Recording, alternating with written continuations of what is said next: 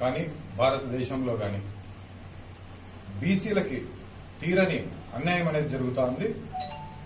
దేనివల్లబ్బా అంటే కుల గణన అనేది బీసీలకు లేదు. పక్షులకున్నాయి, చెట్లకున్నాయి, కుక్కలకున్నాయి, నక్కలకున్నాయి. వీటికన్నా బీసీలు మీ దృష్టిలో తక్కువేనా అని చెప్పేసి నేను ప్రశ్నిస్తున్నా. గతంలో 27% బీసీలకి రిజర్వేషన్ అనేది కాంచీరామ్ గారు పోరాటం చేసి 48 రోజులు నిరాహార దీక్ష చేసి ఆయన పోరాటానికి ఫలితంగా 27% బీసీలకి రిజర్వేషన్ అనేది ఆ రోజుల్లో దక్కింది. కాకపోతే 27% రిజర్వేషన్ అనేది ఇది కరెక్ట్ కాదు. దాదాపు 52% అని చెప్పేసి చెప్తా ఉన్నారు. మీరు కులగణన చేస్తే 60% పైన బీసీలు ఉన్నారని చెప్పేసి నేను తెలియజేస్తున్నా. 60% పైనే ఉంటారు.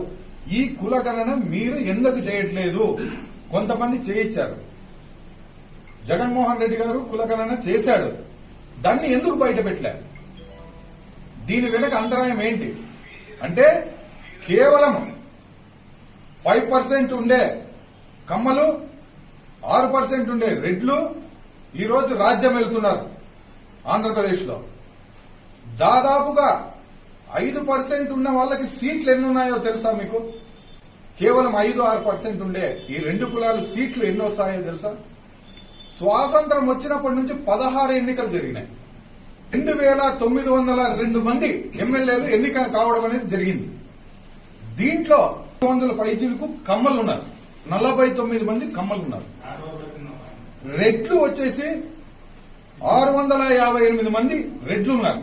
అంటే కేవలం 5% 6% ఉండే ఈ రెండు కులాలు ఈ పర్సెంటేజ్ మీద ఉంటే 52% అని చెప్పుకుంటున్న బీసీలు ఈరోజు 498 మంది మాత్రమే ఎమ్మెల్యేలు ఉన్నారు.